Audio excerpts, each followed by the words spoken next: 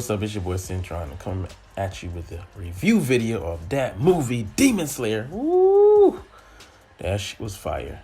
I saw it last week, man, and, I did a, review of it, scrap that, because I was like, I gotta come back and review everything, look at trailers and all that. But yeah, the first 3 days, it did 100 million each day, man. Just fucking ridiculous. It's just in Japan. So, y'all gonna get in 2021 in Canada and US. I saw one of these trailers. But, man, I'm just here to give you a non-spoiler breakdown of the movie. So, ready or not, here we go. All right, first let's start with the things from the movie that, you can see in the trailer, so it's not really spoiling you. I'm just going maybe into a little depth and giving you, some teasers. The train is an important part of the movie.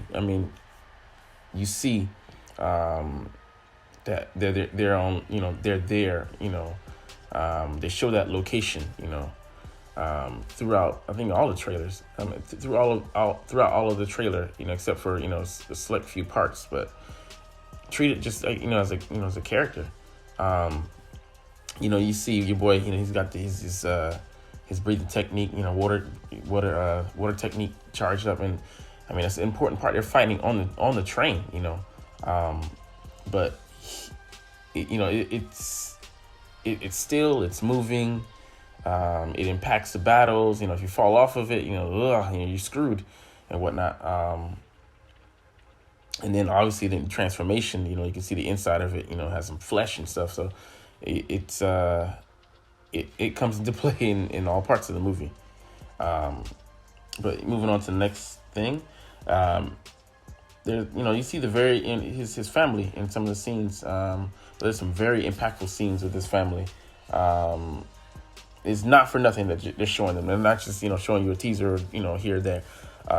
They come into play, and they thoroughly toy with your emotions on that front. You see, obviously his family, he was massacred and whatnot, but, man, Tanjiro has to, grit and bear and go through it, man. I was just like, dang, man, y'all, you're cruel for that one.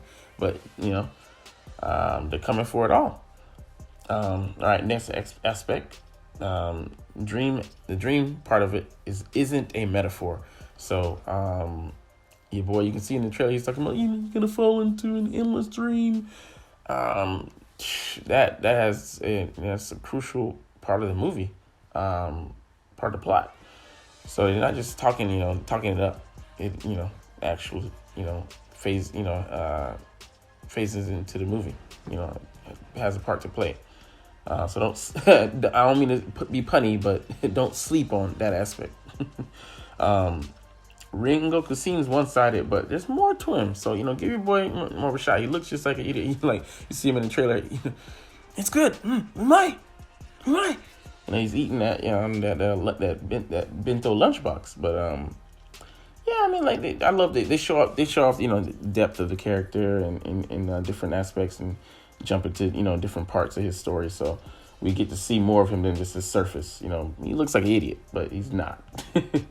But yeah, go back to the train. The use of the train is eloquent. It didn't go to waste. Like I said, they showed the inside and outside, but think about it, trying to fight inside of a train, limiting, you can't, and it's moving at a high speed, it's not a bullet train, or a Shinkansen, but that thing got some get up. So that's to be considered as well. It's part of the framework, and the confines that they're in. So then you can't just go willy nilly, and you got passengers there. You got to be careful, mindful of them as well. But yeah, next section, the hand attacks from the trailer. It lends to epicness, man, dude. You see that mouth open up with a hand, like he about to shoot out some spider webs, but he ain't. But man,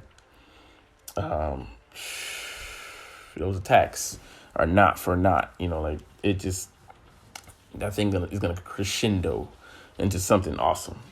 So I hope you just wait to see that. The next part, his name is fitting. He says his name is Inmu, and In is like circle, and Mu is like unlimited or limitless, or nothing. So it could be taken like that the circle is endless, or the circle is nothing, like, so you're falling into nothingness. So it just fits, he's saying an endless dream. So it's interesting. I noticed that, and I was like, let me think about it for a second. Me being able to speak Japanese and whatnot. But yeah, Ringo impresses as expected. You see him getting ready to unleash his fire technique. And that boy is, that boy is fire. Not to be punny, but he got the juice, man. I mean, he's something else, man. All right, but let's go into the other stuff that's non-spoiler. The opening scene, gorgeous, beautiful, breathtaking, amazing. Intensity, they have. I mean, it fits like a proper episode. Like, they have points where it's not 100%, 120 minutes of breathtakingness, but it plays every part plays its part. Not to sound corny.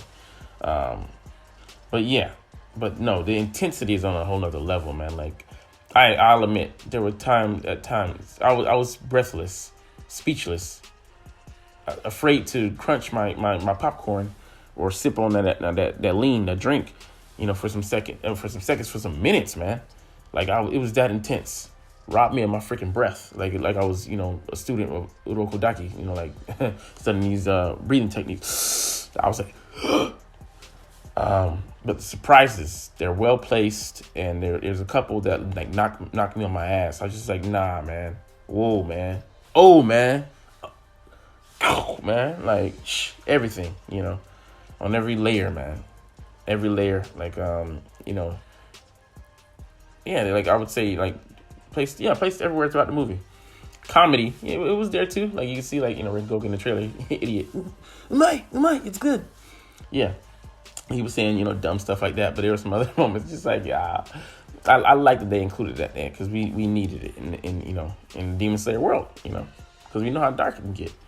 Stoicness. There were some epic parts where, like, just stoicity. I don't even know if that's a word, but yeah, they had that. I'm like, yes. Man, it's just like, and those moments were coupled with some moments where I couldn't breathe, and I'm just like, okay, nice. You got me here. You got me here on my heels. And the beauty of the world, I mean, like, because they had a bigger budget, and man, if they do another movie, it's gonna be even bigger budget. But they really took their time. Like, it was like a Netflix Violet Evergarden series. Like, it was on that level, in a lot of scenes. Like, they just really fleshed out things and really took their time, to show off that artwork. Because you got to see it in, especially like the Kamado Tanjiro song, episode where, him and Ray fight, Spider Demon, from the 12. But yeah, they just really, really, showed out. They really were just, we're gonna embarrass you here a little bit, embarrass your eyes. But yeah, I had a prediction going into the movie, and that prediction actually came true. But yeah, I'm not gonna speak on that, obviously, but yeah, man, it was so much. This was a freaking roller coaster, man. Great. And the twists and turns, man, they get you. Like, because there were some things, I mean, because go back to watching the trailers, I just suspended disbelief in my mind. I just, whatever, you know what I mean. But yeah, I'm like, oh, they said that. They did show that. But I didn't really pay attention. And I think I didn't watch some of the trailers because I just wanted to be surprised going into the movie. But man, they thoroughly, got me. And thoroughly, I mean, I was rewarded. I mean, and that's why I didn't watch the trailers. I was fully rewarded in full, paid in cash. Got even cash advance and a bonus and a promotion. All that. But yeah, all that to say, it was a freaking epic, nice, fulfilling, marking movie. It's left its mark, obviously, on Japan, and it will leave it on the world as well when y'all see it. But I hope you guys can hold out, and I know I've seen some videos on YouTube, people, robbing people of the surprise and ruining stuff. I hate freaking a-holes like that and do stuff like that. But anyways, I'm gonna get up out of here.